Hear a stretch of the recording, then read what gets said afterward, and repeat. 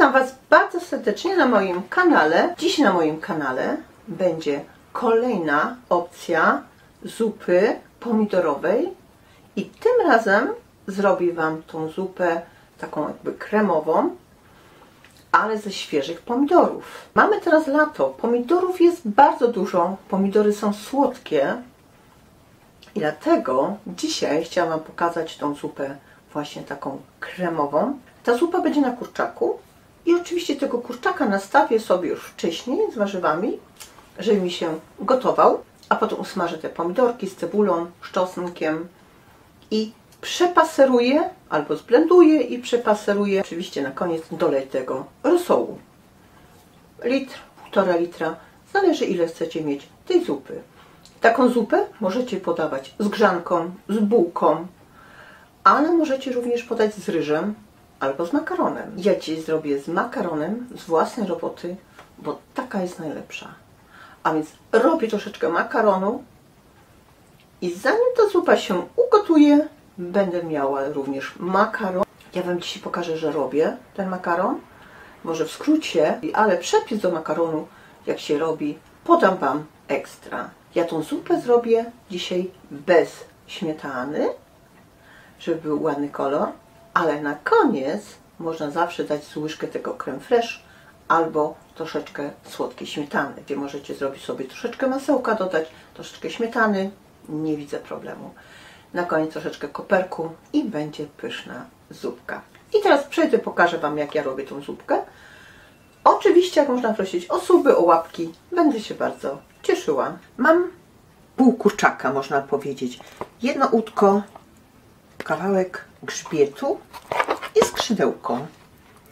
Wkładam do środka i tak jak w niektórych moich zupach, że gotuję najpierw ten rosół i potrzebuję około 1,5 litra wody. Do tego wrzucam porę, seler, pietruszkę, cebulę, troszeczkę soli, troszeczkę pieprzu, a więc daję łyżeczkę pieprzu ziołowego, z pół łyżeczki pieprzu czarnego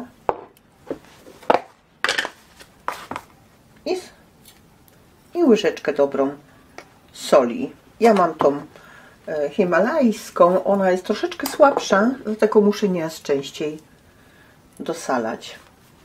Doprowadzam do stanu wrzenia, zmniejszam, z 9 mam skalę na 3 i gotuję około pół godziny do 45 minut. W międzyczasie możemy sobie już smażyć te pomidorki. Teraz pokażę Wam, że w międzyczasie robię również troszeczkę makaronu. Średnie, a nawet duże jajka to są jedno całe jajko i jedno żółtko. Z pół łyżeczki soli.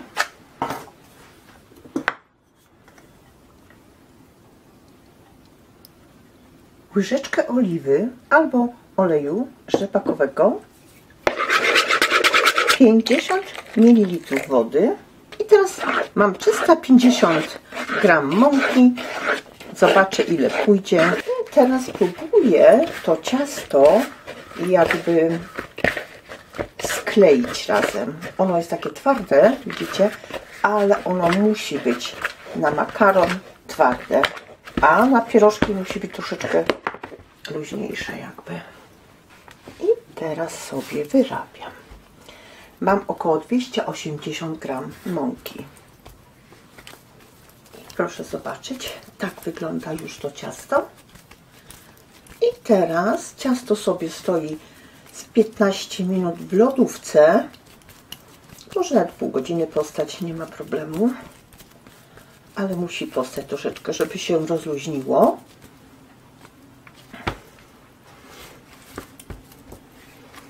Wyrabiam około 5 minut. Ja w międzyczasie usmażę sobie te pomidory z czosnkiem, z cebulą. I mam tutaj obrane 3 ząbki czosnku, takie większe, 2 cebule, około 120-150 g do smaku. I tutaj mam mieszane pomidory. Możecie Możecie dać 2-3 gatunki małe, nawet koktajlowe, bo one wtedy będą miały fajny smak. Odcinam te piętki i sobie ćwiartkuję. Do tego te 3 ząbki czosnku, większe takie. I kroję drobno cebulę w kostkę. Będę blendować, a więc kostka może być różna. Teraz proszę zobaczyć, ciasto sobie postało. Nastawiam około 3 litry wody i z pół łyżki soli. To musi być posolone. Woda na makaron musi być zawsze posolona. Przykryję i nastawiam. Niech się pomału grzeje, zanim ja rozwałkuję ten makaron. Zupa jeszcze się gotuje, ma 15 minut. I teraz biorę się za wałkowanie tego ciasta. A ja Wam tylko pokażę, że robię i podam Wam link, w którym możecie sobie popatrzeć, jak ja robię ten makaron. Dzisiaj chodzi mi tylko i wyłącznie o tą zupę ze świeżych pomidorków. Naprawdę jest pyszna, dlatego Wam proponuję. Pomidory latem nie są aż tak drogie. Dużo z Was ma na działce. Oczywiście, jeżeli ktoś ma maszynkę, może w maszynce zrobić, ale ja staram się wszystko ręcznie.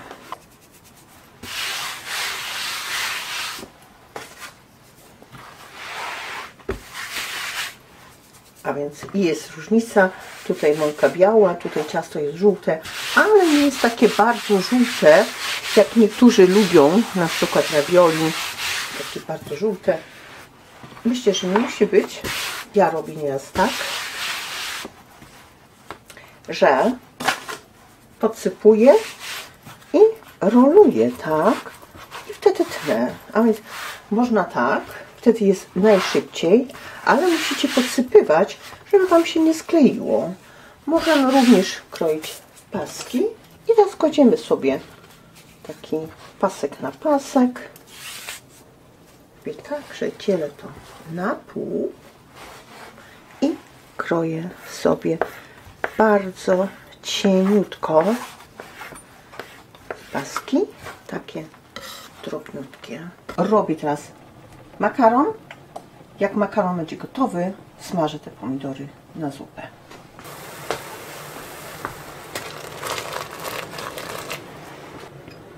Nastawiam na 5 minut, ponieważ zaczyna się już gotować. Na 3 litry wody dobra łyżka musi być soli. Ja mam tą słabszą sól, dlatego dajcie najpierw łyżkę, a później możecie sobie dosolić. Teraz jest perfekt ugotowany. Ale zobaczcie, potrzebowało prawie 6 minut, żeby się gotowało. Nagrzewam sobie z 2-3 łyżki oliwy. Może być mieszane, oliwa albo z olejem rzepakowym. I teraz już zaczynam wrzucać, bo mi się grzeje olej.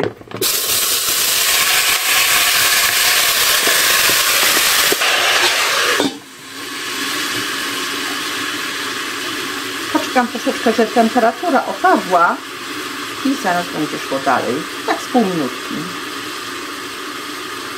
Nastawię 15 minut. W międzyczasie mogę sobie już posolić.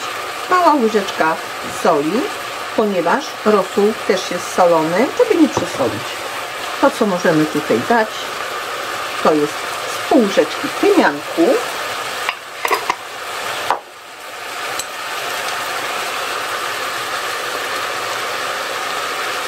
łyżeczkę bazylii płaską, pół łyżeczki pieprzu czarnego i ja mam jeszcze łyżkę pieprzu ziołowego.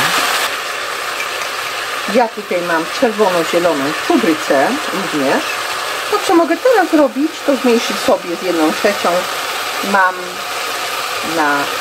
Mam skalę na 9, sobie na 6. I próbuję już, jak to smakuje.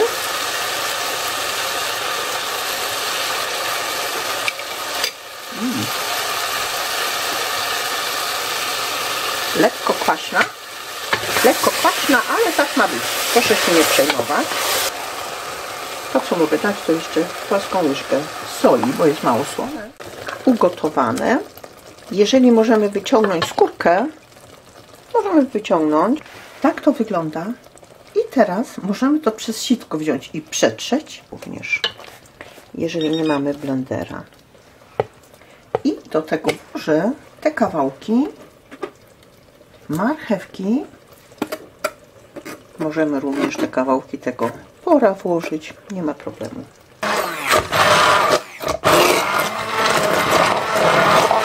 Ale jeżeli byśmy chcieli mieć taką fajną kremową zupę, to możemy to jeszcze raz przez sitko przepaserować. Wtedy nie będzie żadnych grudek. I tutaj, proszę zobaczyć, są te skórki wszystkie, ale i to możemy wyrzucić już. Dobra łyżka tego, nie potrzebujemy. I teraz tutaj mam tą resztę. Do tej reszty, teraz tu, mogę dołożyć jeszcze z łyżkę mąki, ale nie musicie, ale ja wolę takie troszeczkę te zupy gęściejsze. I daję płaską łyżkę mąki. Mieszam.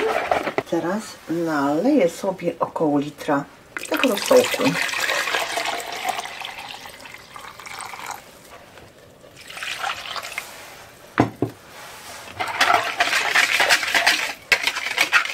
I oczywiście z łyżkę przycieru dla koloru.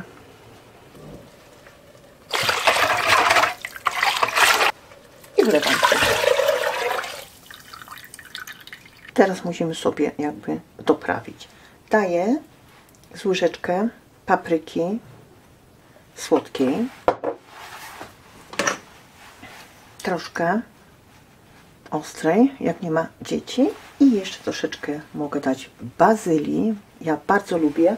Możemy dołożyć również świeżej bazylii, jak macie. Łyżeczkę soli, mało. Musicie według swojej soli, bo ja nie wiem, jak mocno macie sól, a więc proszę zobaczyć, ten kolorek już jest bardzo ładny. Proszę zobaczyć, to jest bez światła, ten kolor jest bardzo ładny, widzicie? Co bym chciała tutaj dać, to jest płaska łyżeczka cukru. Tam, gdzie jest kwaśne, trzeba zawsze dać troszeczkę cukru, żeby ten smak był taki troszeczkę wyważony, jak to się mówi.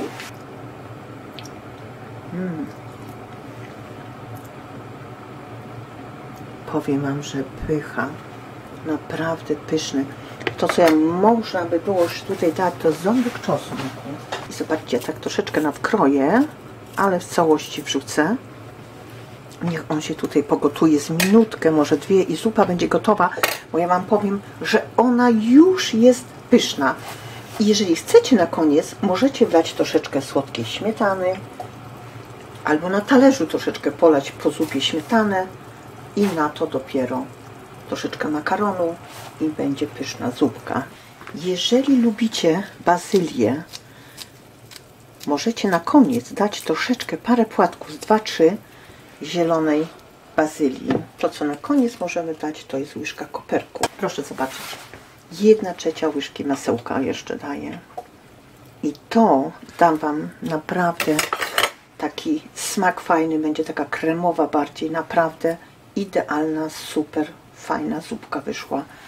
Naprawdę nie wiem, czy wam to pokażę, ten kolor jak piękny jest, bym musiała całkiem wyłączyć wszystko. Nie wiem, czy to teraz widać. Ten kolor jaki jest ładny, piękny, ciemny. Dajemy troszeczkę makaronu. Wlewamy tej wspaniałej zupy.